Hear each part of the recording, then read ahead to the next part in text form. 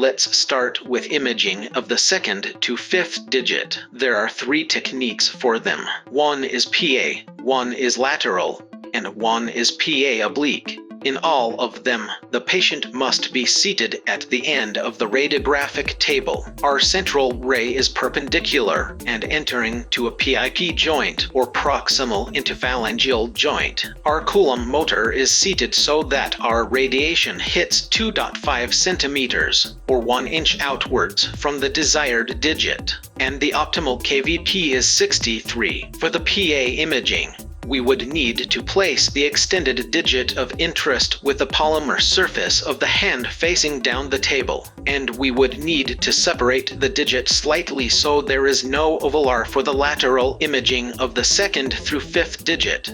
Like I said before, the patient must be sitting on the end of the radiographic table. For the part position in this technique, we need some cooperation from our patient P of the bones in our image. We would need to ask them to extend the digit of interest and close the rest of them into a fist. We need to adjust the digit of interest parallel to the other plane. The digit must lie down on its lateral and medial side so it will reduce the OID as much as possible and there is no magnification in our image. 2nd and 3rd finger must lie down on the lateral side. 4th and 5th finger must lie down on the medial side. If the patient is unable to immobilize the extended digit, we would need to use cotton, swab, or tape to reduce the movement of it and eliminate the artifact of movement in our image. We usually pair this technique with PA imaging.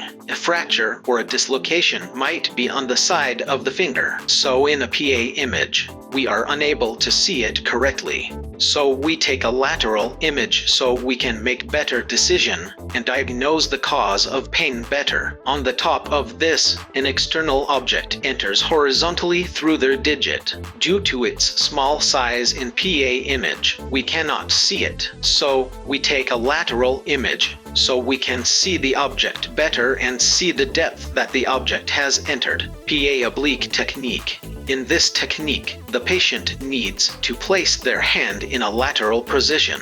Like so, the ulnar side is down and centered to the other area. We need to rotate their palm 45 degrees towards the IR. If our patient is unable to hold their hand in a 45-degree angle, we will use this point support so they can rest their hand in a 45-degree angle. The separated digits must be immobilized so there is no artifact of movement in our image.